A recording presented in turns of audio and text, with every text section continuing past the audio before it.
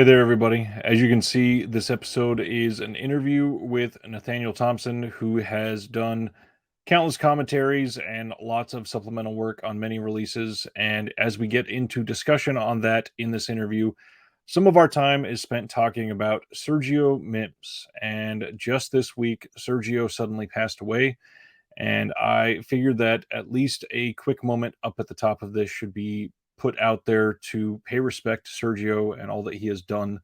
So I just wanted everybody to know that at the time that we recorded this, Sergio was still alive and well, and planning on doing more work. Otherwise, we possibly would have said more about this. But yeah, this was recorded a few weeks ago, and was just waiting for the right time to put it up. And based on what happened with Sergio, that's why this is getting released now. I have posted his obituary in the description below, and just wanted to share a picture and some information on Sergio's contributions. Sergio Mims was a leading force. He ran the Black Harvest Film Festival, an incredible film festival showcasing Black, African American, and African diaspora cinema. He was a terrific film critic, historian, and writer. He contributed to many commentaries, essays, and film discourse throughout the years. Sergio was so wonderful, a true movie lover, and someone who was still planning many future endeavors. His colleagues are in complete shock and very saddened by this news. Love to his family and friends and everyone in the Chicago film community, which has lost a major force. For many that have been enjoying releases by boutique Blu-ray labels like Vinegar Syndrome, notably he is featured on their release of Penitentiary, which he was the assistant director on the film. He's also on the Putney Swope release and Sweet Sweetback's Badass Song. Sergio Mims also participated in a conversation with Lee Gambin, who is also a film critic and involved in many of these releases that we all love so much. That is linked in the description below as well. To Sergio and his family, again, just lots of love. This news hits hard in the moment. Hello there, and welcome back to The Disconnected. I am here live with one of my current heroes, Nathaniel Thompson, who has contributed to everything from pretty much a commentary from every label you can imagine to currently appearing on the Shudder series of the 101 Scariest Horror Film Movie Moments. Nathaniel, how are we doing today? I'm great. How are you doing? Doing wonderful. First off, your name is mostly associated with Mondo-Digital, and I kind of let that slide under the radar in the intro there. Mondo-Digital, what's the deal with that? Because it's been around seemingly since the dawn of time.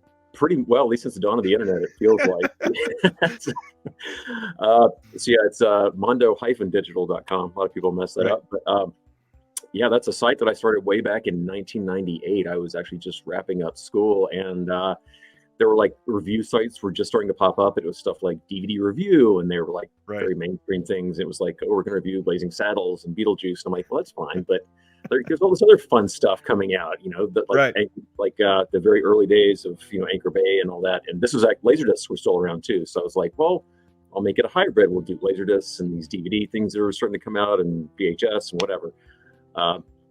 So I did that, and I didn't want to just be like a horror site, because around that time people started doing ones that were just horror movies, and I was like, well, I want to do just weird movies, like just non-mainstream stuff, like midnight movies, cult movies, for just weird stuff, and they overlap so much.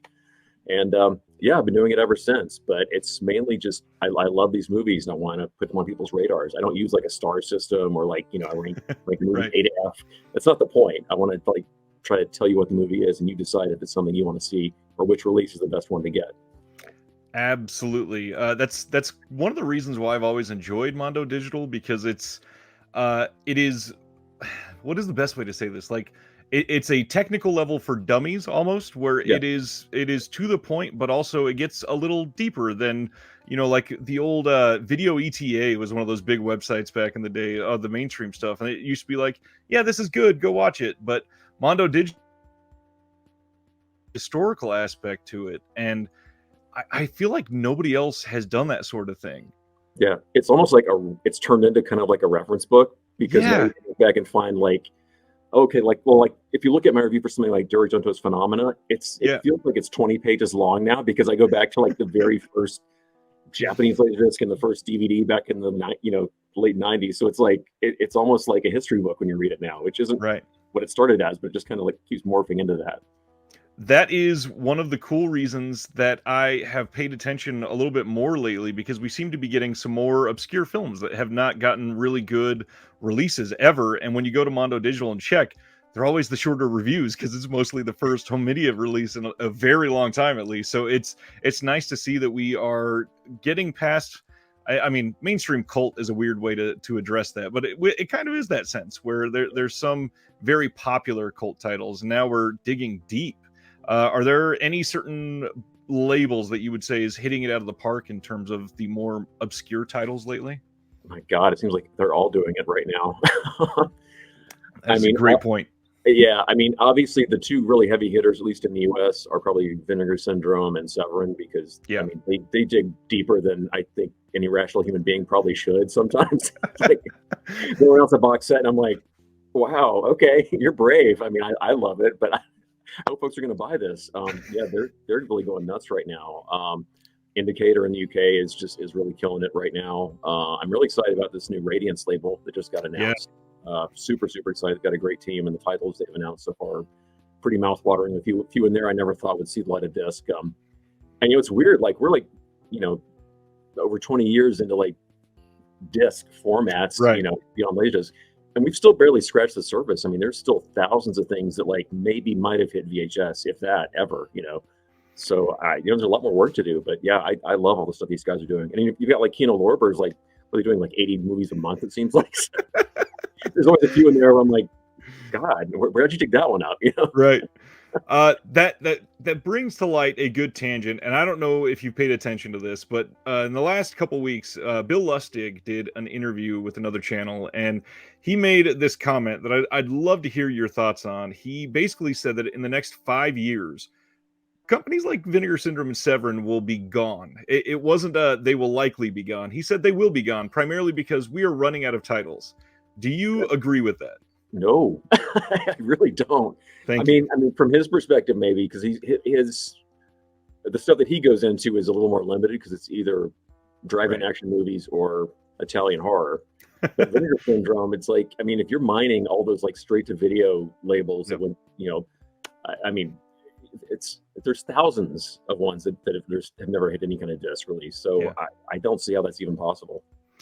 I love that we're literally recording this the weekend of Vinegar Syndrome announcing that a film that was never on disc is making the leap from VHS to 4K in Adam Rifkin's The Invisible Maniac. And there are just so many more, like tens of thousands of films that have never seen the light of day. And I mean, even just the sheer number of partner labels that OCN is working with to bring titles that are older that we are able to appreciate in brand new splendor that we never thought possible.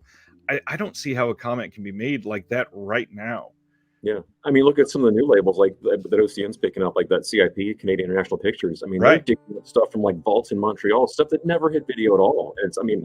It's all new stuff to me. I'm like, I've never even heard of some of these titles. Right. And they're not, they're like prestige level titles. They're very well made, super important to the history in Canada.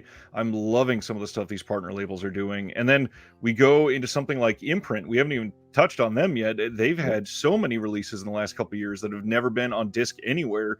And it's brand new high def transfer with all kinds of new supplements. That's a feat in 2022. I'm just appreciative of this. I hesitate to call it the golden age of physical media, but it seems that on a couple levels we are kind of there. I mean, I can say from a reviewing standpoint, I've never had this many discs pouring into my mailbox ever in my whole life. I mean, it's insane. I literally can't keep up. You have to prioritize because it's nuts. Like you mentioned Imprint. I mean, I kind of knew when they first started off because they were the first ones to really get into the Paramount catalog. Like that's where as soon as that started coming out, I was like, uh-oh, here it comes. Like, gates are opening, and sure enough, it's like bam, bam, bam, bam, bam. And yeah, it's crazy. And it's really been open. Paramount has been doing a lot of stuff in the U.S. following that, which I'm grateful for. If Imprint suddenly had the magic touch to talk them into it, it's been a big boon. I'm happy to see it coming for sure. Yeah, me too. Of course, then you get into like the controversial stuff, like what's going on now, the whole War of the Worlds thing. I'm sure if you've been seeing it the last couple of days. So now that we've got 4K, it's like even when you have people reviewing the same disc, no one can seem to decide if it's right anymore. Like War of the World, it's like, oh, Mars is blue all of a sudden, or the one that's really gotten that I've been watching the last week or so is the Friday the 13th 4K that came out. Yeah, which people either think is the most gorgeous 4K or the worst 4K they've ever seen. I thought it was kind of appalling myself. But you know, some people love the way it looks. I was kind of shocked, but you know, Yeah, I and different. I've noticed that too. There seem to be titles that are very divisive. People just have their preferences for the way they want them to look, and I imagine that's very hard to deal with as a review site. Yeah, yeah, it is. And Huh. like sometimes you'll just be like, here's some comparison frame grabs. Here's the Blu-ray. Here's the Right. DVD. Pick which one you think looks better. You make a decision. Yeah, that Yeah. makes sense. So, So speaking of how much comes into you, how do you choose which ones to review? Because obviously you can't write up something for every disc out there. yeah, well, like I said, it's tough, and you know, especially like around halfway to Black Friday and Black Friday, that's when my dance card Right. really gets super full. So that's, I mean, I'll start losing sleep at night sometimes, especially the last one.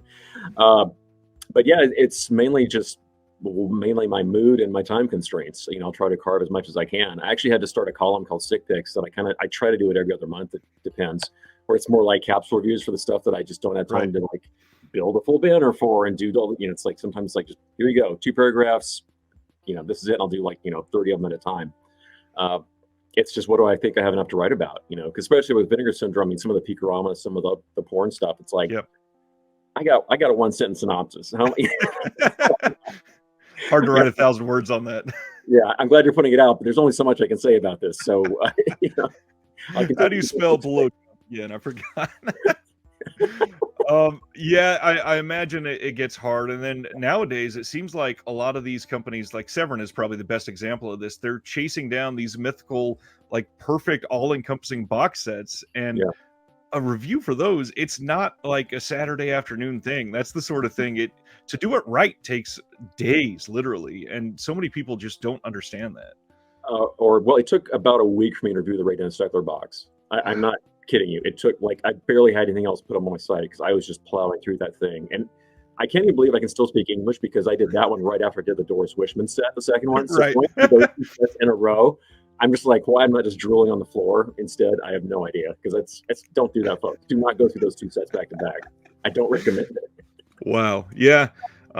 There is so much in these box sets too. I have seen some of them, they genuinely feel like film school in a box Yeah. on some of these releases. Are there any that you would say that somebody could glean the most information out of because you're so impressed with what they've gotten for supplements?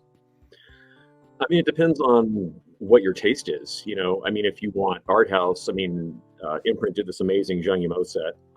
It's like the most comprehensive set we've ever had with great extras. Yeah. I mean, it's like if you want to learn about his cinema and like Chinese cinema in the 90s to the present, it's incredible. Just a fantastic set. And their 90s neo noir stuff they're doing right now is just phenomenal. But, you know, I mean, the ones that really impressed me, like Severin's Andy Milligan box, just blew me away. Yeah. I mean, that puts the Criterion Fellini box to shame. I mean, it is just stunning what they pulled off with that thing.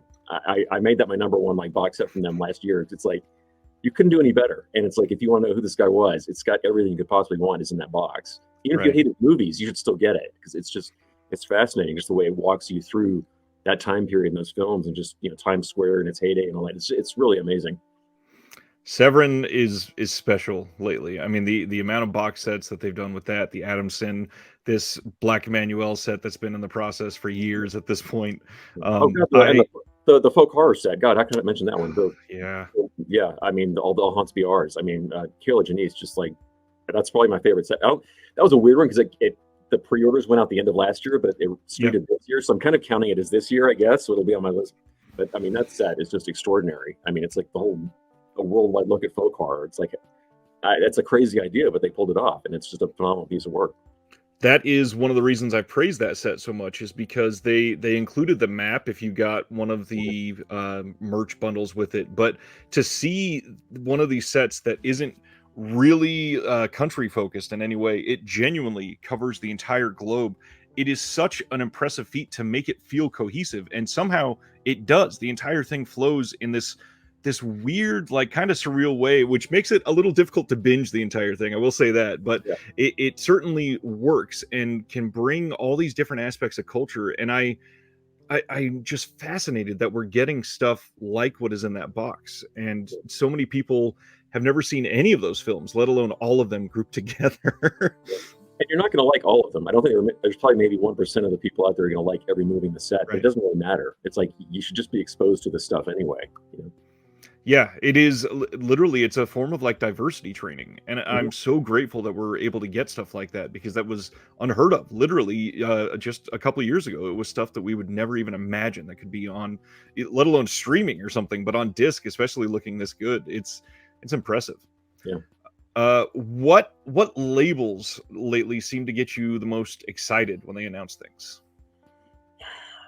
Well, I mean, I think the one that has it down to an art is probably Vinegar Syndrome, just because they've managed to, like, it's like a Pavlov's dog thing with people. Like every time you have an announcement coming up, it's like people just go berserk. So I'm always kind of curious, and not, a lot of time, like even I'll have no idea. Sometimes I kind of know what's in the works, and sometimes I don't. So that's always a big surprise. I mean, a Severin, obviously, every month. You know, I mean, Synapse, for example, is a great label. They're not the most prolific, but like when they do announce a title, it's always a big thing. Yeah. You know, it's always an event of some kind.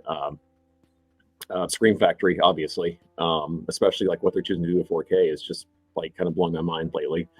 I have no idea where they're going after this, but we'll see. So that is a great thing to bring up right now. A lot of people are complaining about this whole format change, and most of them seem to have amnesia that it's happened multiple times before. Yeah. Is there some way that you can make some people that are new to this potentially understand that this is an inevitability? It's just something that happens and not something really to complain about? Because, for example, Funhouse just came out from Toby Hooper, and it looks astonishing. It's a brand new movie. Yeah, I mean those Universal ones they're redoing just look like Cat People and Funhouse and those. Right. I mean, just the gap is just ridiculous in quality between those two. I mean, I don't think people realize, especially a lot of those early Blu-rays were from masters that were made 15, 20 years ago for HD broadcast, especially the Universal stuff. And like they were okay at the time. But if you go back and look at them, it's like, you know, not quite as good as it used to be. I was just talking to a friend of mine a while ago about Blue Underground's UHDs, and people are like, "Well, I have to buy them again." I'm like, go back and look at the early ones. I have no idea if they're going to do this title, but like I would love them to redo the Prowler because I thought that looked amazing when the Blu-ray came out, and then I popped it in a few months ago, and I was just like, "Ooh, this is rough. Like, this maybe needs a new scan really bad." So hopefully they'll do it. But I think people sort of romanticize in their head how some of these discs look, and they don't realize just how much they need a new scan. Like they really got to redo it. And plus, home systems are getting better and better and better. Oh yeah, it's like, sorry, eventually you're going to have to get a 4K TV. You're going to have to keep bumping it up and bumping it up, you know. And especially if movie theaters keep becoming more of a sort of a niche, you know, event that you do maybe once every couple of months because you can't afford to do anymore, then, you know, you're going to have to upgrade your home system, and you're going to be really thankful you kind of future-proofed yourself. Speaking of movie theaters, are you staying up to date with all the new releases as well? Do you feel like you're getting to see those as much? Pretty much, yeah. I mean, I don't go to I go to screenings a lot. So, you know, I'll do those. Like, I mean, I saw Pearl a while before it came out because I do a thing with Ty West. I saw Don't Worry Darling the other night. You know, so if it's a movie I want to see, I'll check it out. But the thing is, it's getting harder to find movie theaters that are really good quality wise, because most of the time I just get kind of like ticked off, and I'm like, this looks better at home. Like a lot of AMCs I go to, it's like you're not masking the film right. It looks, you know, it's too dim. The sound's like all distorted. It's like, this isn't fun. Why am I paying $20 for this? I'm in LA, so it's $20. That's the cost of living here. It's really expensive to go. And like the one really kind of like top of the line chain that we had, I don't know if you followed them. It's called ArcLight. They were like a real like prestige line. And, you know, and COVID took them out. They had to close them down. So it's like all the good theaters around me were ArcLights, and now they're gone. So it's like, I don't want to say the movie theaters are dead, but I think the way that we approach going to movies is going to be very, very different now.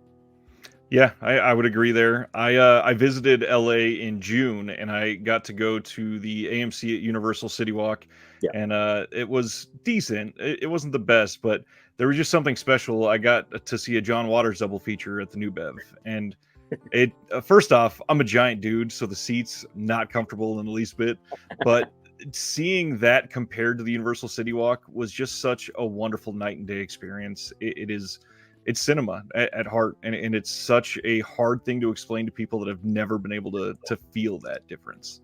Yeah, I mean, like if you live in LA, you can do something like you can go to the Egyptian, or you can go to some like outdoor drive-in stuff that a lot of the country can't do. You know, I mean, during COVID, they started popping up a little bit more, but it's like there's something special about going to like the New Beverly or something like that, you know, and seeing these cool features. Whereas if you just go down to like an AMC, and you watch, a non-IMAX Top Gun, it's like, Right. it's an okay way to see it, but you're probably going to be better off getting the 4K at home.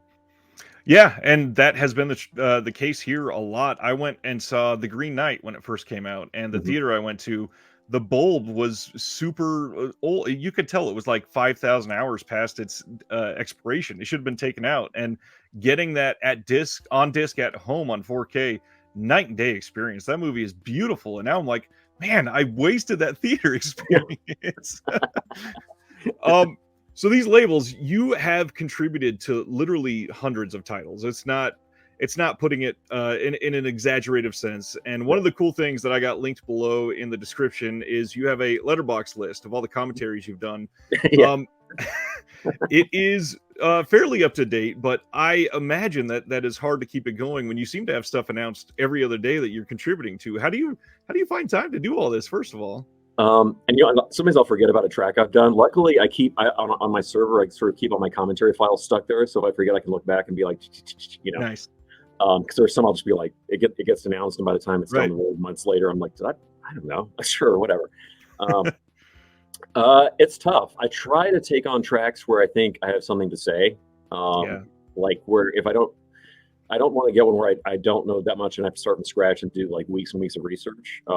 We have like some really great film libraries, and I know where like all the studio records are for a lot of the stuff. So it's not that hard to do, but I want to be able to bring something to the table that's already in my head too. So there are a lot of titles that I've turned down where I'm just like, I got nothing to say about it. Sorry, I don't have the time. So you got to be picky. But that's true. If I do a commentary, almost every single time it's something I care about, where I think that it's worth my time investment, like actually, sitting down and really putting something together to tell you about it. Maybe one or two where as soon as it was done, I was like, maybe not, but almost always.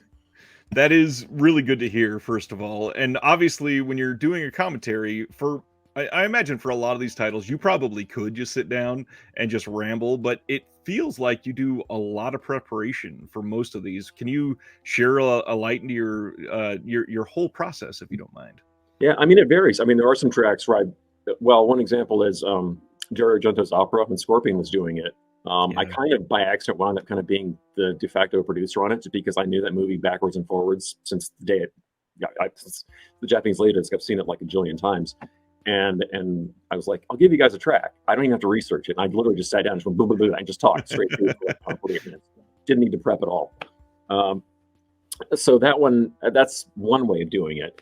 But sometimes it's a movie where I kind of want to learn more, and I'll do a lot of legwork. One is like on the Kino Lorber release of a movie called Madigan, Richard Widmark, which I did with Howard Berger and Steve Mitchell. I didn't know a ton about it, but I really liked Don Siegel, and I thought it was a fascinating film. So I did a lot of research. I mean, I went down to the Academy Library, and I dug up all the Universal files, and I went through all the production records, and I dug and dug and dug, for a few hours over there, just because I wanted to, And so I literally had like about 20 pages of like a Word doc ready to go and get the track. So if you ever hear that track, you can tell I'm just like bam, bam, bam, bam, bam, bam, because I was like super prepped on that one. So it varies, and sometimes you just if I'm doing a commentary with somebody, you get into that groove. Right. It's like a podcast where you're just having a conversation, watching the movie. Like Troy Howarth and I are like that sometimes, where we know the movie so well, like Lucio Fulci's City of the Living Dead. Like we had the movie memorized, So it was just like we sat down, hit the movie, and just boom, we just went at it, That is easily one of my favorite commentaries that you've done. The work that you, I mean, comparing that to some of the other commentaries that I've listened to, it's just, I don't know, there's something about it that makes it feel like you're just in the room with a couple of friends and just discussing this wonderful movie that has affected a lot of us that like this type of film. And you can tell you guys genuinely like this type of film. And with some other people that do commentaries, that doesn't really get communicated quite the same way. So I'm glad that you have that come across. And Troy's a longtime partner of yours with a lot of these. Is there, is he like your favorite? Not that I want to put down the other ones, but is there just some sort of special chemistry there? I mean, there's something special there because our tastes are so simpatico, and I think our interests overlap a lot. So yeah, I think when we're firing all cylinders, it's definitely something special. I mean, like if you listen to some of our Fulci tracks, or especially, I don't know how this happened, but for some reason we wound up doing like the lion's share of Roberto Lenzi's filmography. I don't, that was just some weird thing that we were getting offered Lenzi movies, and I was like, sure. So yeah, it's I mean, I don't think I've ever had a really bad commentator. Well, there's some director commentaries that I moderated that were kind of but and you can tell if you Yeah. listen to it, you can hear me get really uncomfortable on those. But yeah, as far as like a whatever we call it, a film scholar or film historian commentary or whatever, yeah, I've had a great time with all the people I've done them with. There are a lot of other people I'd love to do them with. I've never had a chance yet. There are Right. a dozen of people I'd love to join in sometime, but who Well, knows? and now with technology, there's a lot of these people that are, sprouting up all over the world and starting to become more prolific. And I think that's good. I mean, the amount of diversity that we're getting on some of these releases is something to be heralded more than anything, because we have all these unique experiences and perspectives to supply to some of these films. And as we're getting more diverse films, having those diverse voices, I think really helps bring that singular experience that a lot of us will just never be able to see ourselves. Yeah, for sure. Especially like in the last decade or so, we've finally had so many women break through. I mean, I Yeah. don't know why that took so long, or I just you had a few like Maitland McDonagh was kind of at the forefront with her Dario book, and and Kayla wrote House of Psychotic Women, so they kind of Right. like paved the way for that to take off. But I'm so glad there's so many women like really just cranking out commentaries left and right now. I mean, there are just some fantastic ones coming out, and they're all I love. Every perspective is totally different, as you would Yeah. expect. But they're voices that you haven't heard on these kind of movies before, which I think is so Yep. great. Um, I mean, there's still a long way to go. One of my favorites is Sergio Mims. I've done a few tracks with him, and he's just fantastic. I finally got to meet him in person at the TCM festival, and he's just a great guy. But he started off doing like some Vinegar Syndrome stuff, and they were putting on like Penitentiary and stuff like that. And it was like, well, don't just stick him on, black titles. Let him do Right. it. Like, come on, the dude is like a genius. I mean, he can do any movie you throw at him. And thankfully, the labels have finally realized that, and they're giving him more titles to do, because I think he's just really, really super. I'm super glad that we're getting these other sort of not even just genres, but just from other countries getting represented. Hong Kong is coming up big for a lot of people right now. Are Yeah. there any that you've not had a chance to get involved with that you would love to be really, face first diving into some of these, and not maybe just from a specific country, but also just a wish list title that you would love to see? Um, yeah, there's a lot. We have a long time we can talk. Yeah. Well, yeah. Well, first of all, I really love German films a lot, and Yeah. not like the German New Wave, because that's very well presented, that Herzog and Fassbinder and all that stuff.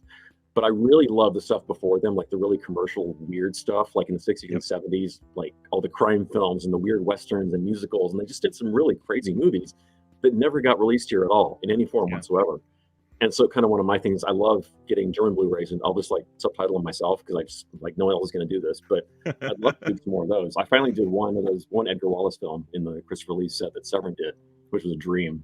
Troy and I did one of those, Circuit of the Red Orchid, which really proud of that track. But I'd love to do some more like German genre films, because that's barely been scratched.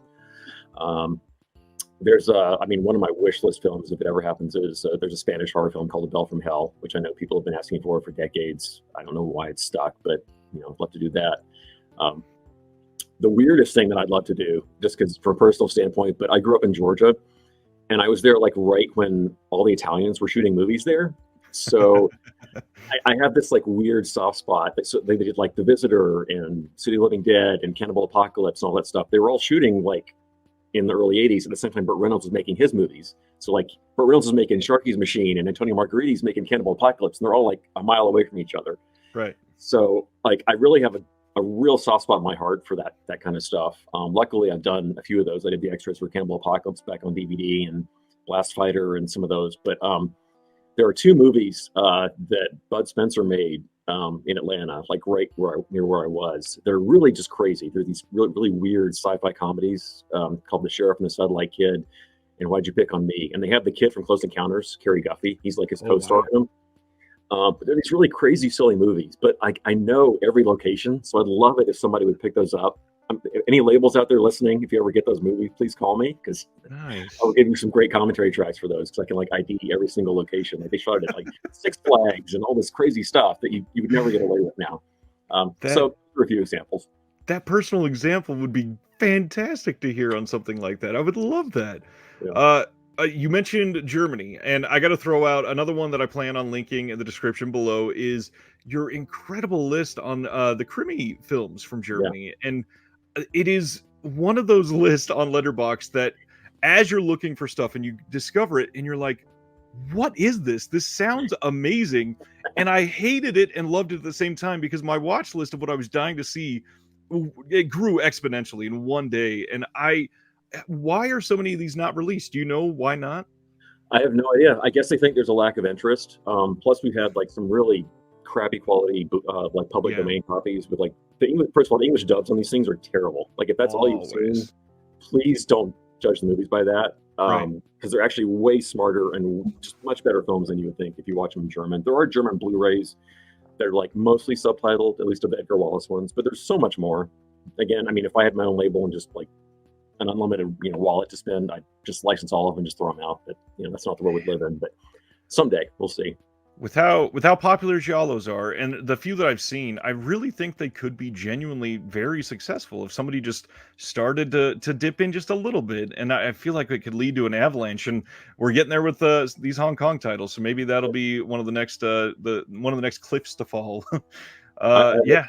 Yeah, I love Crimies to death. I actually just got back from I just did a book tour thing in Europe, and I went to Berlin. I've been to Germany many times, but I'd never been to Berlin, so I went there for the first time and just digging in there to their film museum there and their archive. It was incredible. And I mean, Wow. yeah, there's so much untapped potential there. Man, I'm jealous. That sounds amazing. Book tour, speaking of, you got another book coming out. You've done quite a few. This one is on vampire films. What It is, led yeah. to a love on vampire films? Oh, perfect. I love the cover of it, by the way. It looks fantastic. Thank you. I think, what was it, Fright Fest you were at or something out Yep. there? Yep. It looked fantastic on the table. It's one of those covers that makes you go, damn it, now I got to buy that. Sorry. I'm so bad at people's wallets. I really apologize for all the damage I've done. It's not on purpose. Yeah, so I had to go to Fright Fest. Originally, this book was written right before COVID. So you can imagine how the timing of that didn't quite work out as planned. Not quite, huh? Yeah, so it started like about a year before COVID. We floated the idea, because I don't know if you're aware, but this Fright Fest does a book every year on different topics, with Mike Gingold and Alan Jones, and they do these books. So this is actually number 6. I don't know if you can see. Nice. They've had past ones on ghost movies and exploitation movies and werewolf movies. And so I was talking to Harvey, who's the publisher, and we were like, well, it's time for a vampire book. And it was either going to be vampires or zombies. And I was like, I really don't want to sit through 400 zombie movies. I'm just not in the mood. Vampire movies I can do. Like, I got this. So the format is like the first half is kind of like an overview of like, from the early days Dracula onward. And then it's like the 200 like most essential vampire films that I wanted to write about, basically. Wow. And so I don't know if anyone out there listening who's written a book, it's pretty tough work. So I kind of like really knocked myself out meeting the deadline on this thing. And I turned it in like mid-February, and then bam, COVID hits. Oh gosh. And it's in the contract that I had to be there at Fright Fest because it has to launch at Fright Fest. And like, well, that's not happening. Next year comes along, another surge. That's not happening. So luckily, Alan Jones jumped in. Harvey actually told me that, he was just bored sitting around. He couldn't go outside. He was quarantined. So, he's just like, can I just write a book for you? So that's what a problem to have. Right. I wish I had that luxury. Luckily, it gave me some time because I managed to keep the book updated. So there's stuff in here that like just hit Netflix like a few months ago. Wow. Nice. So I kept keeping track of what was coming up. So it's super, super up to date. I've got like, I think Night Teeth is in there, and Jacob's Wife, stuff that's like pretty recent. Very nice. But but it finally came out and everything worked out. So I actually got to go to Fright Fest, which I'd never been to before. Great festival, really, really fun. Also got to see Dario in person, so that was an extra little cherry on top. Wow. But yeah, it was really fun. Got to sign so many books. It was met a lot of great folks. My signing hand got really tired after a couple of days. But yeah, vampire films. They always been special to you? Yeah, they actually have. Because when I was a little kid growing up, and again, this was like I was like a VHS kid, when VHS really took off. But there was so much stuff that wasn't on tape. So like when a Hammer film would come on, there were so few on tape. Like I would always pay attention if like, WGN or TBS, one of those national syndicated channel would show a Hammer film late at night, it was a big deal. So I remember, being like 7 or 8 years old. I'm like, oh my God, Dracula Risen from the Grave is coming on at like 3 a.m. I better stay up for this one, or Kiss of the Vampire and stuff like that. So yeah, I've always really liked vampire films. I really dug them. And like 1979 Dracula, Frank Langella, that one was like one of the R-rated movies that I ever saw. So I was like, ooh. So yeah, I really like vampire films a lot. I mean, there are thousands of them, and so there are a lot of really crappy ones, but the ones that are great are really, really great. So yeah, I think that was a really good thing for me to tackle in the book. I hope I did a good job with it. And I actually got to revisit a lot of like Hong Kong vampire films that I hadn't seen in decades that I kind of like put in the back of my head. Interesting. Revisit. So that was really fun too. I don't know that I've seen any Hong Kong vampire films. That sounds fascinating. Well, like the famous ones are the Mr. Vampire series, which are like the hopping vampires, but then they're like weird offshoots. Like they did like an unofficial Mr. Vampire film called Crazy Safari, which is also, I'm not making this up, it's also a sequel to The Gods Must Be Crazy. So they got the lead guy, the lead African actor from Gods Must Be Crazy, and they stuck him in a hopping vampire movie set in Africa. So it's stuff like that that I remember like going back and rewatching and be like, nobody's going to believe this is a real movie. Wow. No, that sounds incredible. I love that you brought up that it was vampires versus zombies. Literally just a few weeks ago, we had a long conversation how it seemed like in film it's been cycles between vampire films and zombie films, and they can't seem to surge at the same time. And I feel like because of the goddamn Walking Dead, we have been stuck in zombies since right around when Shaun of the Dead came out. Do you feel like we're on the cusp of some more great vampire films coming out anytime soon? Because I need a break. Way overdue. It's got to happen. We need that. We need like the next great werewolf film too. We've had some really good ones lately. We need a great werewolf movie. We need a really great game changer vampire film. I mean, we've got like Interview the Vampire series is starting. Yeah. So I mean, it's still there, but yeah, it's like the zombies just will not let go, and it's like we just need a little break here. Plus, they're not. I mean, not to get on this thing, but I mean, they're not even really zombies anymore, which is also kind of the problem. It's like now they're just plague movies, and like they're not dead. They're not really zombies. They're just people going around. They're not reanimating. Yeah. It's like you're kind of leaving out the whole zombification part of it now. It's like they don't even care anymore. So go ahead. No, I'm just saying, like the zombie thing. I love zombie films, but we could use just a little breather for a while. There's been a few, like Let the Right One In, and the American remake came out since Shaun of the Dead, and then I liked Bliss a couple years ago. I thought that was a pretty good modern take on a vampire film, but not a whole lot. Jacob's Wife was another pretty good one. I like that. Jacob's Wife is really good. I kind of like Blood Red Sky, the German one that was on Netflix. Yeah. It doesn't quite work all the way through, but I like the idea. Like I think that's one I kind of wish somebody would remake because they were like this close. It's a great concept. That always gets to me because it seems like the only films we seem to be remaking are the ones that made a lot of money, and most of the time we need to remake the ones that didn't make a lot of money that had good ideas. Come on, let's get some production money behind that. So Blumhouse or whoever out there, if you're listening, get the rights to that one because like you could make a really killer remake of that one. Absolutely. Your book, is that getting distribution in the US as well? It is. Yeah, it's up on Amazon, Barnes and Noble, wherever. If you ordered it through Fab Press, who is the original publisher, you might have already gotten your copies by now. I think they've probably shipped out. But it comes out October 23rd, I think, officially on Amazon and all the other fine retailers out there in America. Perfect timing to drop this then. Great Halloween. Exactly. And with that cover, I mean, it just screams Halloween. It really does. Yeah. Okay. Boutique releases. You have done so many. Are there any that you look back on and, 2 or 3 of them that make you go, I really nailed that one. And I'm very proud of that release. Yeah, there were quite a few actually. One that I'm really proud of because it was kind of my baby. We haven't really gone into this, but the longest job I've had in the industry was I worked at Image Entertainment for about a decade. I was kind of the brand manager there, which means I kind of like babysat the title from like the minute the contract was signed until it got released. So I kind of oversaw the marketing and the special features and all that. Right. So there were a lot of like titles that I had to fight for really hard to get in, that people didn't want to do. And I was like, just trust me, we got to do this one. But one that I fought super hard for, it's a movie called Alone in the Dark. The New Line put out back in the early 80s. And I've always loved it. It's a slasher film, but not your normal slasher film. Right. It has Jack Palance and Martin Landau, and it's just a super fun film. But it hadn't been out since VHS, so I was like, you know what? I will do all the groundwork on this. Like, just sign the title in your New Line deal, and I'll just go crazy with this one. So I got Jack Shoulder, the director. He went on to do Elm Street 2 and The Hidden. So I tracked him down. He was in LA, brought him into the office. We did a commentary. I had to go to New York anyway, so I tracked down the actress who plays Bunny, the one she gets the knife through the bed scene, and I found the two members of the Sick Fox. They're the punk band in the movie who sing the songs in the nightclub.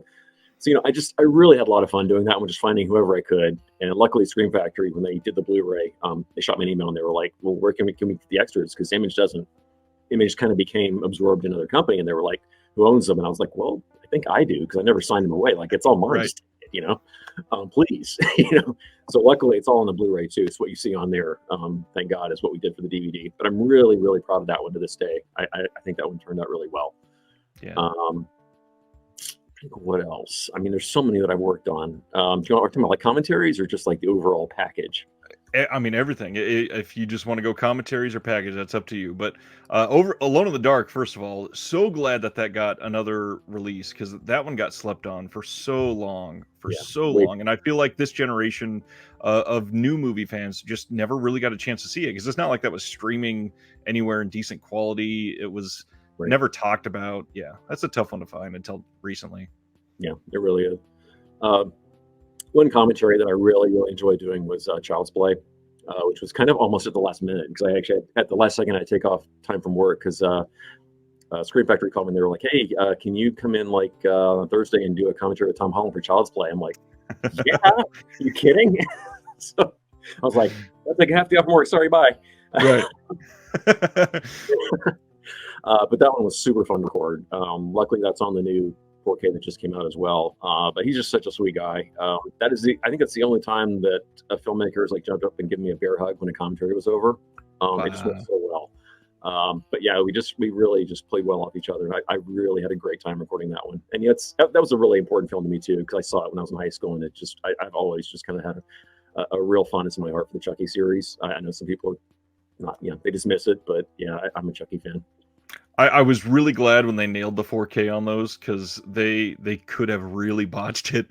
But like Child's Play 2, a lot of people think that that's their favorite in the series, and it just shines on 4K. It looks so good.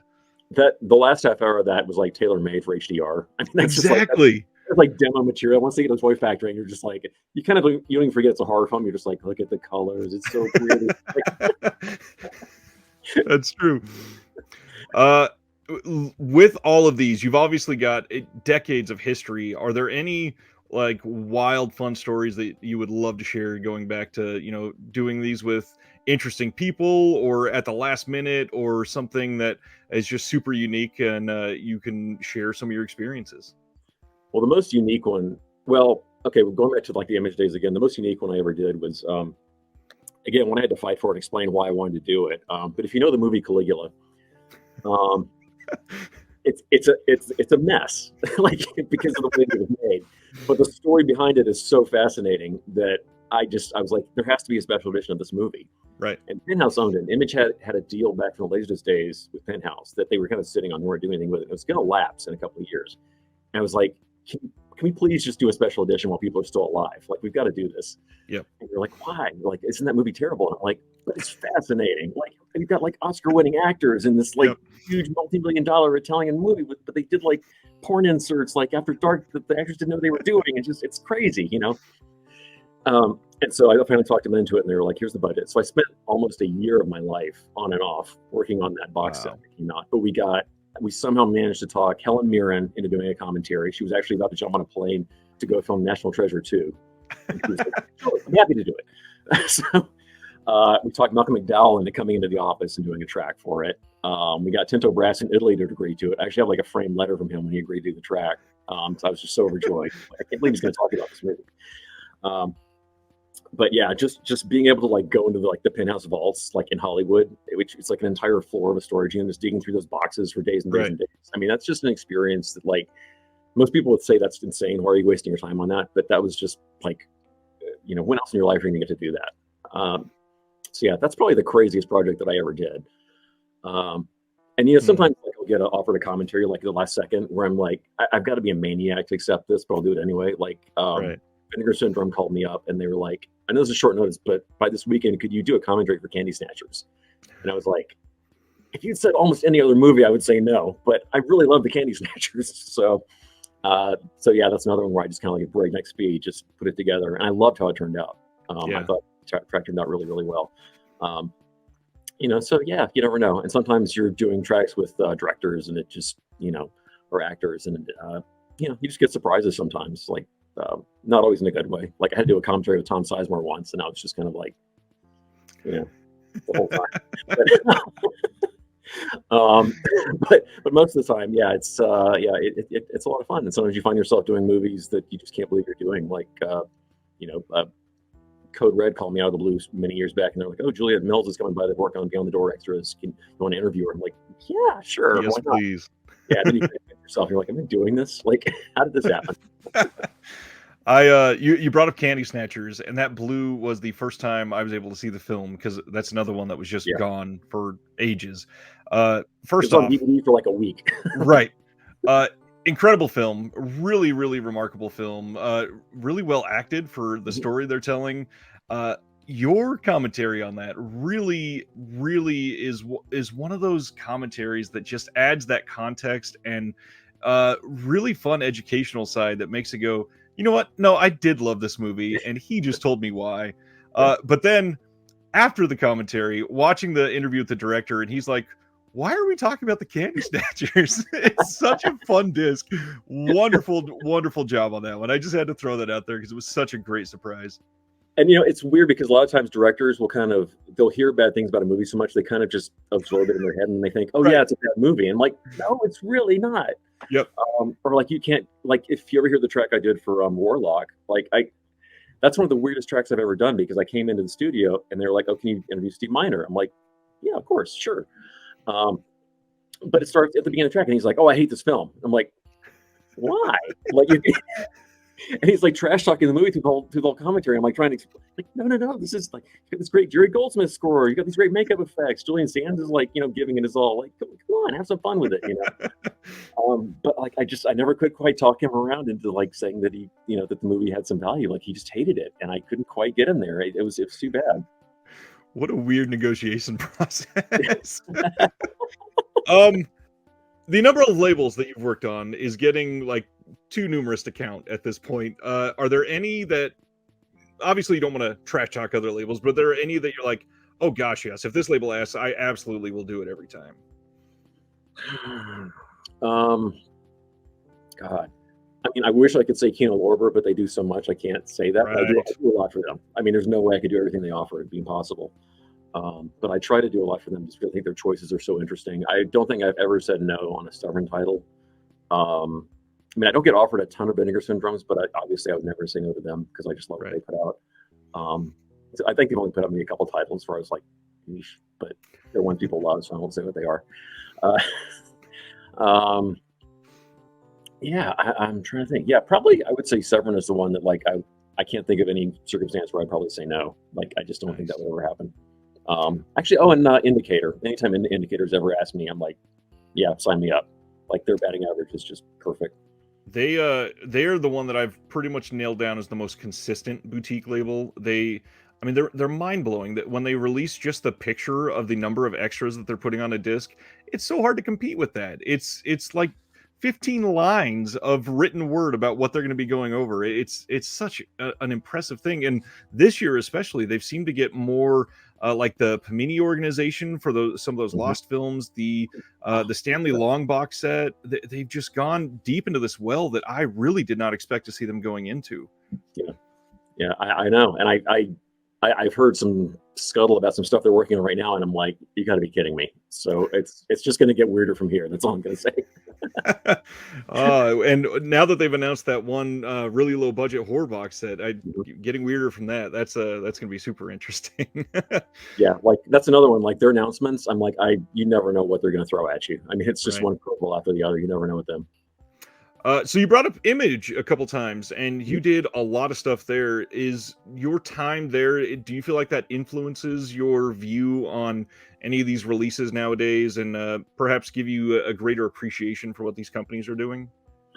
It does, because I mean, I started off really young. It was like my second job after I moved here. So I moved to LA in '99, and I worked at DreamWorks for about a year, which was a that was a whole wild experience into itself. But back in '99, that would have been an odd time to be there. Yeah, well, DreamWorks was just starting off actually, so Right. I was working when they were in the process of the scripts for like American Beauty and Gladiator and Shrek and Dreams. And oddly enough, that my favorite film that I worked on was The Haunting, because I got to watch it fall apart in front of my eyes, which was kind of amazing. Like every single draft that was coming through was worse. They bring script doctors and kept getting worse and worse and worse. And I'm like, stop. Like, what are you doing? But yeah, that's a whole other saga. But so at Image, though, I think what was so great was not only was I getting kind of boots on the ground experience, and I was kind of like taking over. Mark Walco, who's a good friend of mine, he used to program like the New York Asian Film Festival and worked at Criterion for years.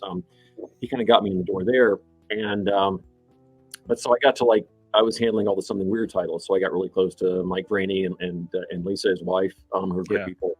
I miss Mike so much. I still can't believe he's gone. But I got to meet people like Dave Friedman and Herschel Gordon Lewis, and just stuff like that. That's just so invaluable. But I also got to sort of meet a lot of the label guys. We were the first people to handle Blue Underground. Back in the day when they first started, Bill Lustig came to us because he had left Anchor Bay, and so that's how I got to know Bill. And so we were handling stuff like Shockwaves and all that stuff. And like Don May at Synapse, I really got to know him through all the conventions and all that kind of stuff. So all these label guys, like I kind of got to know them at the beginning. So my perspective on all these titles is probably kind of different, because like I know the nuts and bolts of like why you can't put this extra on, or why you can't get the title, or like people announce stuff and people are like, why aren't you doing this? I'm like, it's out of their hands. Like there's only so much you can do. Like some movies are tied up or some extras are tied up, and it's just there's so much behind the scenes stuff that people don't realize, And I don't want to call people whiners, because I love the enthusiasm, but it's like, if people knew how hard it is doing some of these titles, I think it would kind of blow their minds, like how much work goes into these things. And you don't get as much money as you think they do. It's like, you're not driving a Ferrari, putting these titles out. It's not going to happen. Yeah, I try to do what I can to help squash some of the entitlement in this community, but it's really difficult because there's not a lot of logical, good information out there for people, because a lot of it, unfortunately, kind of has to be hush hush based on contracts and stuff like that. But based on your experience, do you mind going over some of the details on what a common process for a film from acquisition to actual release, some of the things that are actually in contracts? I know that this wasn't something we planned to talk about, but I feel like you are one of the perfect people to actually shed light on that. Well, it really depends on who you license the movie from. Exactly. If you get it from an indie, like if it's a producer who owns his own films, you're pretty much given carte blanche. I mean, it's like you pay your $5,000 for the movie, and whoever you can find to talk about it, go for it. I mean, there are some weird cases. The weirdest one at Image back in the day, we got the Paul Morrissey library, and so we did Left for Dracula, Fetcher Frankenstein, Heat Trash, all that stuff. But he wouldn't let anybody else talk about his movies. So it was like, we couldn't go get Joe D'Alessandro, even though he's in LA. It's like, can we interview him? He's like, no.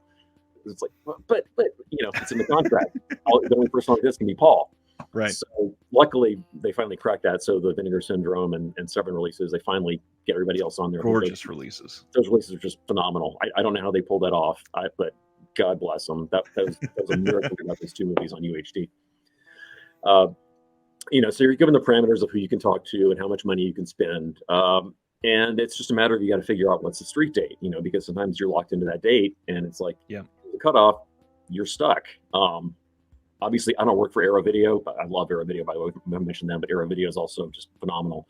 But people were bitching about the whole Dune thing. And it's like, if you've got a street date, you've got to stick to it, because those retailers have already like placed their orders. And it's like, if it's for that particular quarter, you can't miss it. So, it's something's out of their hands, and people are, like, oh, you should have waited. And it's like, you can't. Like, it's out of your, there are legalities involved. So, but I can't speak for Arrow because I don't work for them. But there's situations like that where you're just stuck because you've said you've got to release this title on this date, and sometimes there's just no way you can get out of it. You can't delay it. But and then the marketing, you got to figure out, like, how are you going to market it? What kind of gimmicks can you come up with? That kind of thing. Which again, I think that's where Vinegar Syndrome excels, because they, they're always in the news. Yeah, they go with like the sweet packaging, designs and all that kind of stuff. Or Severin, of course. I don't know how Severin came up with the idea of doing like the tie-in novels, which I think is just like the funniest. Yeah, it's kind of brilliant. It's like, let's do a Night of the Demon novel. It's like, sure. And it flies off the shelf somehow. Yeah, exactly. I mean, it's like, oh, look, now I have A Cruel Jaws paperback sitting on my shelf. Right. Mardi Gras Massacre. It's like, yeah, great, okay. But yeah, so luckily the budgets now, I think, they start with that in where you can actually go a little more crazy with the swag ideas. Right. Because back in the day, when DVDs were coming out, it's like you had to, you printed your sell sheets, you sent it to Walmart, you sent it to Best Buy, Borders, whatever. A lot of places that aren't even around anymore. Right. Media Play, whatever. But yeah, it's like now you can have a lot more fun, when you're putting the disc out. But yeah, it's a process. Obviously, I think everybody knows by now, when you license something from MGM, that's a whole different ballgame. Because as soon as you sign it, they have to approve every single thing that goes on the disc. Everything. And I don't think the secret. I've had some of my commentaries just get absolutely slashed to pieces by the legal department for no reason. I'll see a transcript and I'm like, I don't understand why you're cutting this stuff out. Although other people have gotten it worse. If you've ever heard the Blu-ray of Almost Summer, I mean, that thing is, with the director, it's just like completely trashed. There's so much obviously missing from it. So MGM is like a really tough one. Although they pretty much let Child's Play alone, thank God. That's good. And you would think for a title like that, it would be one that they would want to, because it's such a big seller, I imagine. Yeah, I guess I don't think we said anything too controversial, unfortunately. But like I did one with the director of The Crush, the Alicia Silverstone film. Yeah, that one got dinged pretty hard. Unfortunately, there's some pretty there's like a lot of silent gaps near the end where they cut stuff out. So it wasn't. I didn't run out of stuff to ask. It's like that was the ones who did it. Don't blame me for that one. Wow. Huh. Interesting. That was a decent commentary. I remember that one. That was a good film. I like that movie. Yeah, I do too. I mean, it's still a decent track, but it's like I was kind of annoyed because all of a sudden, like, you get to the end, it sounds like we ran out of stuff to say. I'm like, but we didn't.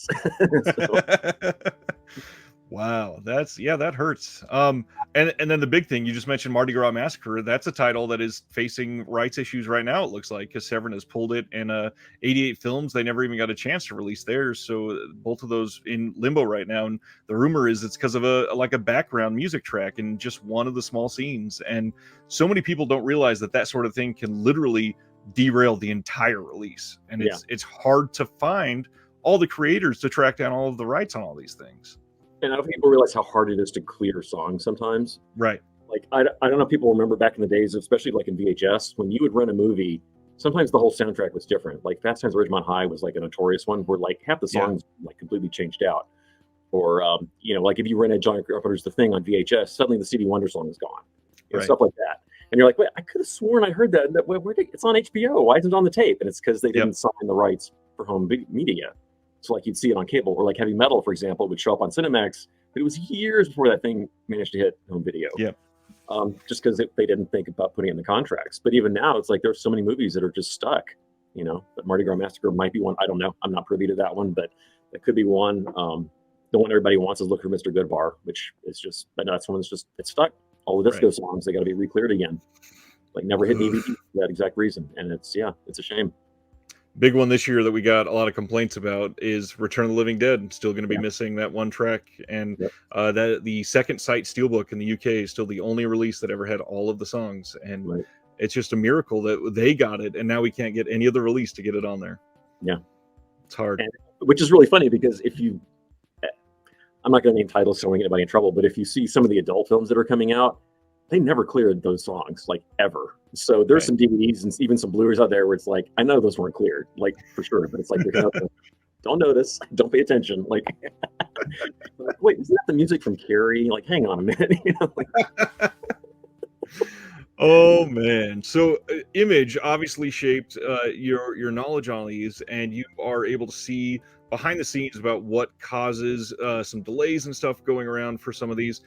How do you feel about the pandemic? Because obviously it affected a lot of labels in a lot of different ways. Are you is there anything that has surprised you about how we've moved on from then in this hobby at all? I think, well, it was really rough when it started because we had to pivot a lot. I know on my end doing commentaries was really rough for a little, not long, but we kind of had to get back in the groove of it. Because for example, like I do a lot of tracks with Hart Berger and Steve Mitchell, but we would always do them at my place in person because I've got a pretty decent home theater here, and we kind of just crash out and call the mics up and watch the movie. And so COVID hit and we couldn't do that. So the very first track that we did, I think it was actually, Zoom hadn't really kicked off, so it was over Skype. And we did one for a movie called The Last Valley, and that is the track that almost made me stop doing commentaries. It was a technical nightmare. Like it kept dropping out, and just trying to mix it and edit it, and it was just like I had such a headache. almost had a breakdown trying to get that track into some kind of listenable shape. So if you hear it, it's still kind of bumpy, and that's why, because that was our first like virtual track. Luckily, Zoom came along and it saved our butts. But I think in the long run, it's helped because you've noticed that people have pivoted. So now we're getting like kind of a broader, more integrated like selection of extras from around the world. So now we're getting like, documentaries that are done by Zoom where people are suddenly, like talking to each other, or like I think it was on, was it Six String Samurai? I think where they actually had like the reunion doc that was all done virtually. Like stuff like that's kind of amazing, which like nobody thought about doing before COVID, but now that you can, it's like, well, these people around, it's like, why not, just get them all together on Zoom or whatever. And if the quality's good enough, just, get it while you can. So in a way, it's kind of a good thing, I think. I love kind of seeing the way people have sort of come together and done all this. And I've gotten to do tracks with people, in Italy and wherever, like all over the globe now, that you couldn't have done on a phone. That would have been possible. So, yeah, I mean, I guess it's kind of a little bit of a silver lining to this whole madness. And the industry hasn't hurt. I think physical media has kind of benefited from it. I know they keep like pushing the streaming drum while the studios are all behind streaming, but it's like physical media is going to be doing pretty well to me. I mean, obviously someone's buying the stuff, and it's flying off the shelves. I mean, I'll go to Best Buy and new releases are totally sold out. So I am astonished how many people I've spoken to that have said they were streaming only, and then the pandemic came, and they were like, "I'm bored of all this." The world was all watching frickin' Tiger King for a week, and they were like, "We're done with all this." But I just see, we're getting Alligator in 4K from Scream Factory or something, and now people are diving in. And I know people that had literally no physical media, now they have like 1,100 titles, and they're just deep diving into it. And I love to see that coming out of something that is genuinely very negative, but it's just a nice plus that we can take a look at too. Yeah. Well, and I think the fact that people kind of like took advantage of that and upgraded their systems as well, and all of a sudden they were like, streaming's okay, but maybe it's not the end all be all. It's like, compare like even 4K streaming. I mean, it's like that's still the file that's like maybe 15% of the size of what you're going to get on a disc. And I mean, just the sound alone is a huge difference. I mean, even the best stream on iTunes really can't hold a candle to a loss of stream on a 4K disc. I agree, and it's been really hard to convince people of that, I will say, because a lot of them that are arguing, no, it looks the same to me. They're watching a 4K disc on like a PlayStation, and the TV's some Black Friday Vizio panel from Walmart, and it's just not the same. And if you spend just a little tiny bit more, your quality can skyrocket. Yeah, just a tip out there. If you're trying to convince a friend, the one that I found that always does it, believe it or not, is actually the movie Rocket Man, the Elton John musical. If someone says, "Oh, what's the difference between 4K and streaming?" Run the first like 2 minutes of the movie streaming in 4K on iTunes, Vudu, whatever, and then put the UHD on, because I mean it is like such a stratospheric difference. I mean it's just ridiculous, audio and video. Because on the stream, even the very best streaming that you get, because I have really super high speed here, but you still get all this like this banding and macro blocking stuff between the black and all that stuff. I mean, there's no comparison at all.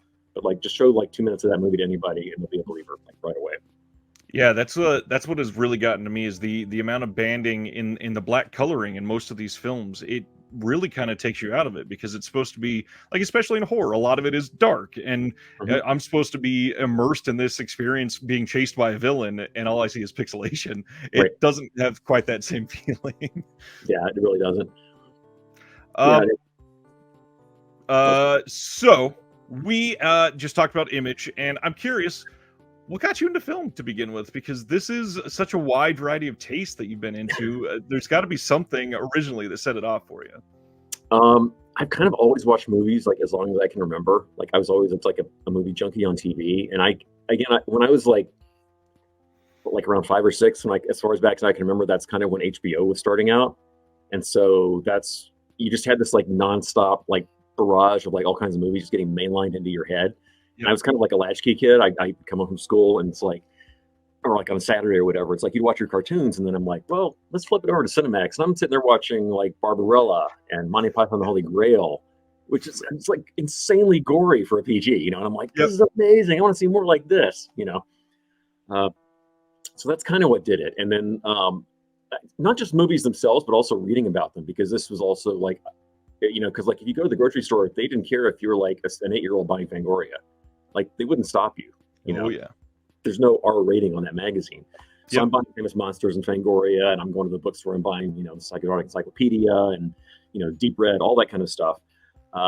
So I think I was never like a passive viewer. Like I didn't just watch movies just to have something on. Like I was always kind of studying them. Like I want to know like who made this movie? What else did they do? What else is like this? So I think it's something that's kind of inside you anyway. Like you're either attracted to that or you're not. Like you engage with what you're watching or you don't. Because most people, it's like they go to the movies and it's like gone out of their head as soon as they walk out. Yep. But some of us, we cherish this stuff. And colloquially, film nerds, not in a derogatory sense, it really is sort of this this real drive inside of you. And I know that nowadays watching a film, immediately for me, especially with these boutique releases, you get a booklet, you get a commentary, you get a visual essay, and I watch this film and then I go, God, I want to know so much more about this, and I dive into the booklet, dive into as much as I can, and these releases are such a perfect bundle of everything all at once to make you like ingest the movie and really sink it into yourself. Is there one or two that package together has really like hit you extra hard? I mean, I always love it when I think I know everything about a film and then suddenly I'm like, oh no, I don't. I think one of my favorite examples is when Arrow did Last House on the Left, which was a film that I've seen like a jillion times, and they put their version out. The new commentary they did, I think it was Amanda Reyes, and I think it's Bill Ackerman. Just it's like one of the best tracks I've ever heard. And I was like, I was like, what else could you say about this movie? And I put it on, and it's like, I don't think I moved for like 90 minutes. I was just like enraptured listening to it because they brought so much to the table on that track. So I love things like that where it's like just that perspective like makes you sort of take a whole different like slant on that movie. Yeah. Especially with like directors who were kind of underserved at the time, like the special edition of Videodrome that Arrow put together. Yeah. Like, I mean, I'd seen it a billion times, but just they went so deep on that film. I mean, it's like, and that was a movie anyway where every time I watched, I kind of like noticed different stuff there anyway. But like just seeing that, it's kind of, again, like you said, like a film school, it's like a crash course in that movie. And by the time you come out of it, you're just like, wow, it's like a whole different movie to me now. Yeah, and some of them, like the Arrow release that they did of Django, the booklet in there, it kind of had two different two different books basically in this booklet. One was on Corbucci, and then one was on the history of Django. And being able to watch that film, and first of all, be blown away by the astonishing 4K from 1966, but then to be able to dive into Corbucci and just go, wow, look at everything he has been able to accomplish. And then if you are still hungry for more, this all-encompassing history of Django and all the titles that have been attached to that name, it is mind-blowing that we are able to get something like that for a title that was released 60 years ago. It is an astonishing time to be able to be learning as you go through all of these and just enjoying it like it's a brand new thing to you. And that's a title that got treated like garbage on VHS. I mean, it was something that like they threw it out in this half-ass transfer, like a bargain tape, and like nobody gave a crap about that movie at all. And it's such a turnaround on that one. I think what you're talking about, the most infuriating but amazing example of that as far as booklets go is probably The Devils, the one the BFI put out, the Ken Russell film. Contractually, they can only do a DVD, which that's a whole other thing. Warner Bros. Blu-ray. But like, if you look at the booklet for that, it's incredible because we all knew that there were like two scenes that were cut out. And in the booklet, there's a great essay about it, but then there's like this rundown for pages and pages and pages about all the other little cuts that were made that we never knew about. And reading it, I was just like my eyes almost just popped out. I was like, where's all this stuff? Exactly. Come on. So yeah, someday I hope to God we'll get like a good release of that one. But yeah, I was just about to say it. I had heard that Warner Archive may somehow be unlocking it soon, and I really hope that's the case, but gosh dang, do we need that. I'm really glad that we got, in fact, I've got it real close. We're getting other stuff. We just got Horror from Imprint. The Lair of the White Worm came out from Vestron. Looks great. Just a filmmaker that really deserves a lot more attention because he's so weird and out there and all encompassing of genres and like feelings and emotions that his movies can really cause. Yeah, I love Ken Russell. There's still like a few Vestrons they haven't done yet that I'm really hoping they'll do. So I think The Rainbow, I think they were supposed to at some point. I don't know what happened to that, and like Salome's Last Dance. But yeah, we need way more Ken Russell out on Blu-ray and maybe 4K someday, I hope. That would be nice because a lot of them, I mean, yeah, they could really shine on that format. Oh, yeah. Speaking of stuff like Ken Russell, over the last couple of years, what are some titles that have really made you go, wow, you were putting that out? I never thought we'd see that. God, which ones aren't like that? Right, nowadays. Yeah, I mean, I think that's kind of Severin's specialty right now. It's like almost every box they've got. It's like, True. I don't know why you're doing that, but great. Um, oh my God. I think it's the stuff that's going to 4K. I mean, that's what really kind of blows my mind. It's like, I can't believe we got like Rad in 4K. Like, how did that even happen? Like, that, again, that was a movie that like people thought it was barely worth the VHS, and suddenly it goes to 4K. It's like, Yep. And sells out immediately too. yeah, yeah, and people love it. You know, it's the fact that there's an audience for this stuff that just hasn't been tapped into. I think is just what's really wild. Um, you know, something like Real Genius. I have no idea what they were smoking at Sony when they made that call, but thank God they did. But Yep. like, of all the titles in the catalog, it's like if you're going to do Real Genius, like I'll take it. I love it. It's a fantastic disc. Absolutely, especially after that crappy mod disc. Yeah, yeah, exactly. It's like they treat it like crap on Blu-ray, and all of a sudden they're like, here you go. Like, thank you, guys. I've been astonished that mod disc was going for like $90 on eBay, and now, hey, we're putting this out on 4K. It is such an FU to those scalpers. I love it really that. Is. We need more of that, actually. Yeah, and I was kicking myself because I kept passing that Blu-ray because it was always like whatever, $25. It was only through Amazon. Just like, it's got to drop. That's stupid for a BDR. I'm not going to pay that. Come on. Exactly. It was like, come on, really? I've been kind of shocked how fast some of these are going out of print, and it really makes you wonder how some of these licenses are going on behind the scenes, because it looks like they're being treated a little differently than they used to be in the past for some of these. But then there's other ones that give me hope, like Mondo Macabro supposedly getting lifetime perpetual rights for Dr. Caligari on every format. Like that's mind-blowing type of thing. Yeah, you never know. I mean, again, it depends on the studio. I mean, obviously the big one is MGM because their licenses are so short. That's why some of the Shot Factory stuff goes in out of print so fast. When they say going out of print, they're not kidding. Like, you have to get it right away. So a lot of the Kino stuff too. The problem is, like, with some of the Kinos, it's like they're gone before you even have a chance. So like they did like the movie Modern Girls, which is like a Daphne Zuniga film, played on HBO when I was a kid.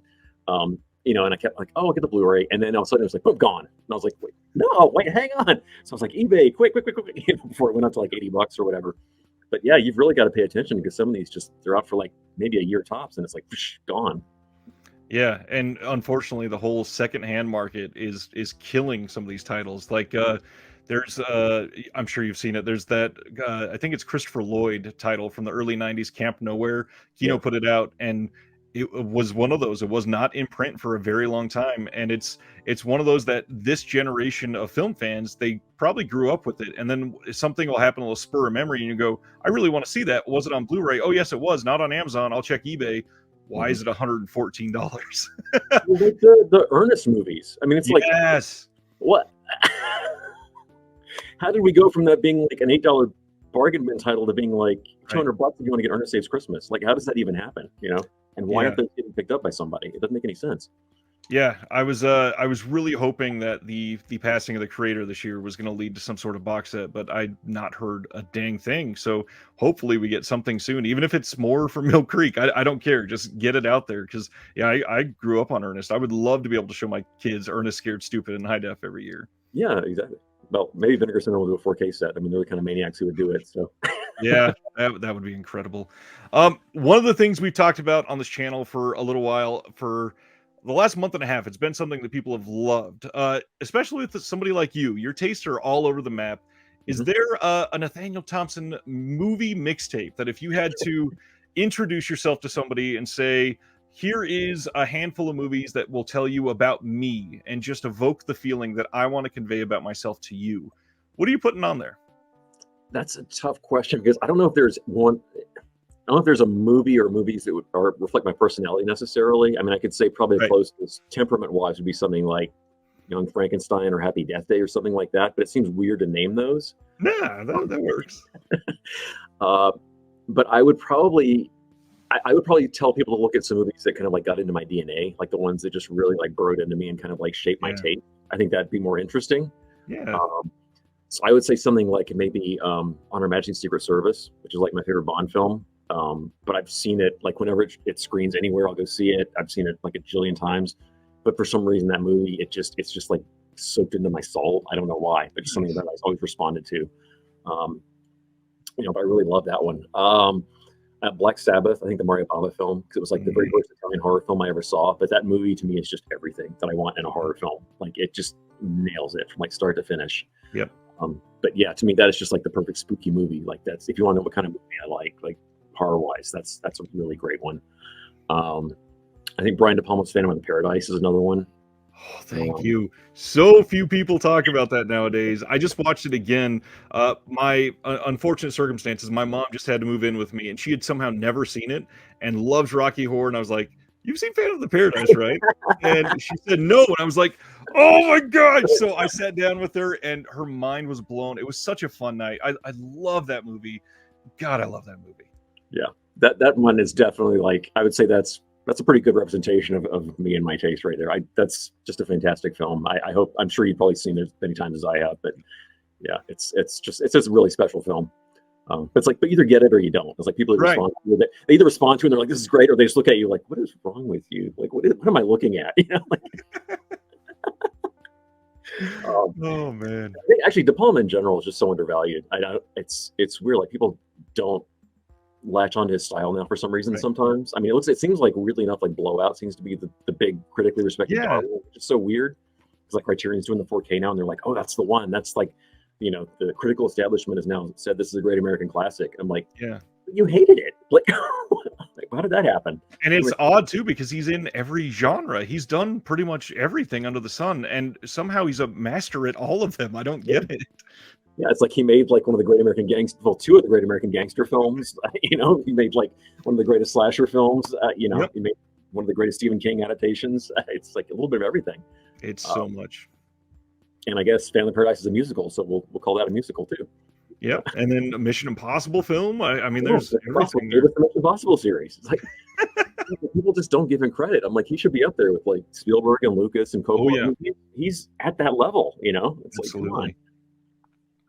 Yeah, that's a really interesting mixtape. First of all, I'm adoring that.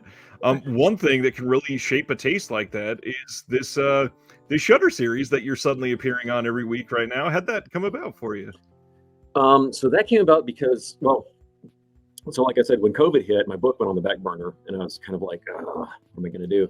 But kind of a nice consolation prize was a few months after that. I'm sure you're familiar with Lee Gambin. He's a great commentator in Australia. He's a really great guy. And he got wind that they were scouting around for people for Eli Roth's History of Horror Season 3. And so he said, do you want to do that? And I'm like, yeah, that'd be great. I'd love to. How's it going to work during COVID? Like, how do you do this? He's like, I don't know. Give them your name. They'll call you. So they called me up and they're like, do you want to do it? And I was like, sure.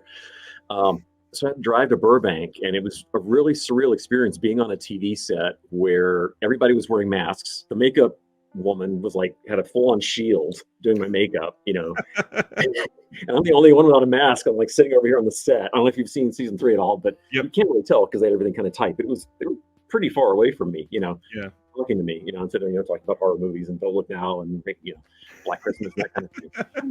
I had a blast, and so we wound up running over schedule. And Kurt Senga, who's a producer, he's a great guy, and he was like, I only got through half my questions. Can you come back another time? Can we keep doing this? Because we hardly ever do that. And I was like, sure. So I came back, shot a second day, and so they wound up using a lot.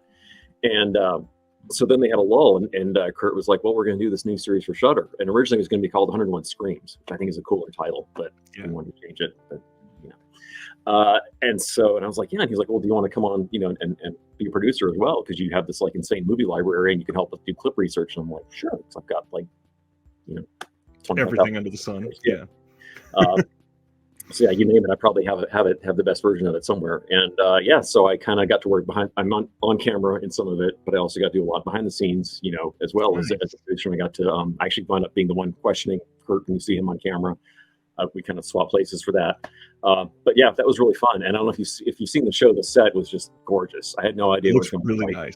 It's so cool. Like, I had no idea what I was in for when I walked into the set. I saw it and I was like, oh my God, And they described it as like 2001 meets Suspiria, which I think is great. Very much so. Yeah, it's such a cool set. It's just really gorgeous how they put it together. But yeah, I think it turned out really, really well, and I hope people like it. I mean, I know Shudder's been pushing it really hard. The ads have been everywhere. Yeah. The funny thing was they actually sent the trailer out to Fright Fest, which I wasn't quite aware of at first, but I got there and I was watching some of the movies because they're showing new horror movies around the clock. And kept showing the trailer, and I was like, between my book and this trailer, like, there's way too much of me at this Fright Fest. Not to mention, I'm sure you're going to be on some of the releases of some of the films they were showing too. Yeah. Then they go like the arrow table where I'm all these commentaries. I'm here. Like, my name is like here way too much. Like we got to pull it back a little bit here.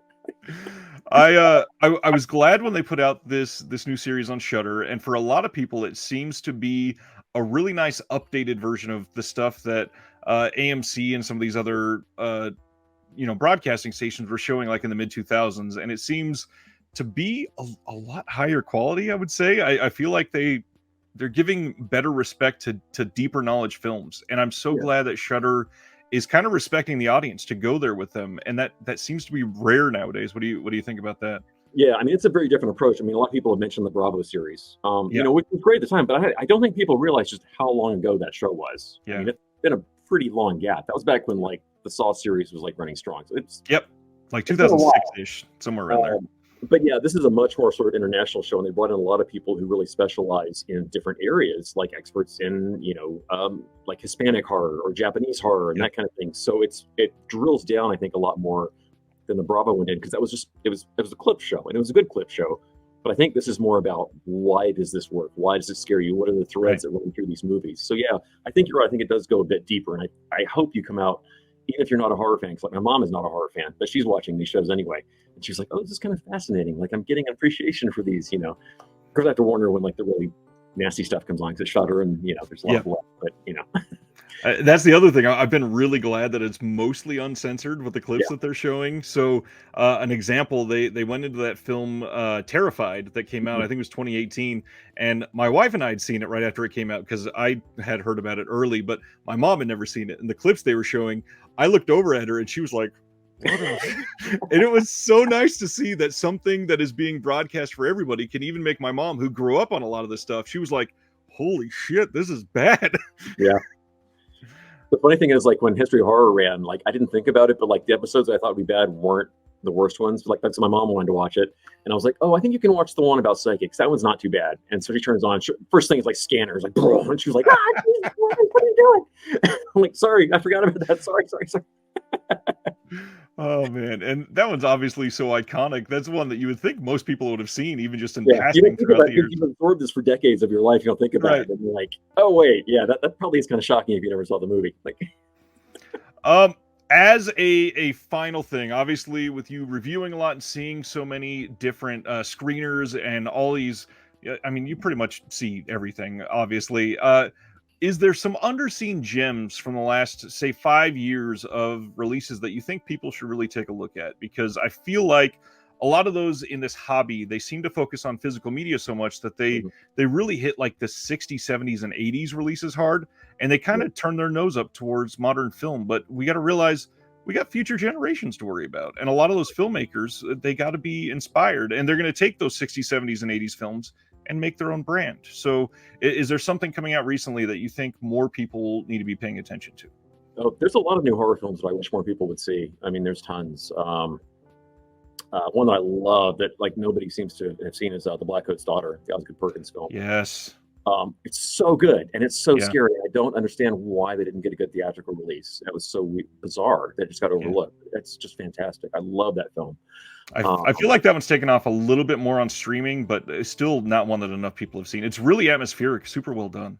Yeah, no one. And I mean, obviously, the one they blew hard is obviously The Empty Man, which I mean, Disney just screwed up so hard on that one. That's just a great horror film. But the fact that we don't even have a Blu-ray of that is just, that's insane to me. I don't understand the rationale for that. It makes no sense. Yeah. So someday some boutique label is going to get the rights to that, and they're going to just knock it out of the park, because that one's just screaming out for like a really good box set. That's going to happen. There's a bunch of those. So many recent ones. God, I mean, I don't know where to start. I mean, even going back, there's still, the Golden Age ones. Like I think Candy Snatchers is still kind of undervalued. I don't think that one. They had trouble like selling that one out. Which kind of made me. It's like I really wish more people would see that one. There's tons. God, of all the Severn, the one Severn title I've been championing is the one called Night Killer. Which is like one of the. I don't know why it was just kind of. I watch all the Italian horror films, but that one never really registered with me. But I was watching, I was like, "This is amazing!" It is like just the most batshit crazy Italian slasher. It's so weird. It's like 90 minutes of just total insanity, and I was like, "This is such a great party film." Like, I don't know why that didn't become like a major midnight movie to me. Right. I think if you got like a crowd of people together, just got some beers and some popcorn, and you just have an amazing time with that movie. It's so much fun. I love that they did one of their special weird title slipcovers on that one too. I've got the Texas Chainsaw Massacre 3 one, and I picked that up at Texas Frightmare from David Gregory himself, and was like, oh, this looks fun. And then I got home and I went, oh my god, this is not just fun. Like, what is this? It is something else. Yeah, there's all these little gems, where it's like, people just please be adventurous. If they put something out, like, don't just write it off if it doesn't click with you at first. Because sometimes you got to put a little effort in. Absolutely. Well, I want to be respectful of your time. I'm so grateful that you agreed to do this. This is one of the funnest things I've ever done in my life. I hope someday you could be open to coming back, and I just appreciate all your knowledge. You've been amazing. I'd love to. I'm sure I'll have plenty of updates next time if you want me to come back on. We can chat some more. There's thousands of other movies we didn't cover. So, well, and your letterbox list by then will be like 40 more commentaries long, and right, and that's just from Kino Lorber. We're not even talking about the Kino titles. Yeah. Anyways, thank you everybody. Check out all the links below. Nathaniel is everywhere basically. I'll try to include as many as I can, but he is a god among men. Thanks for watching, and we'll see you next time. Thank you.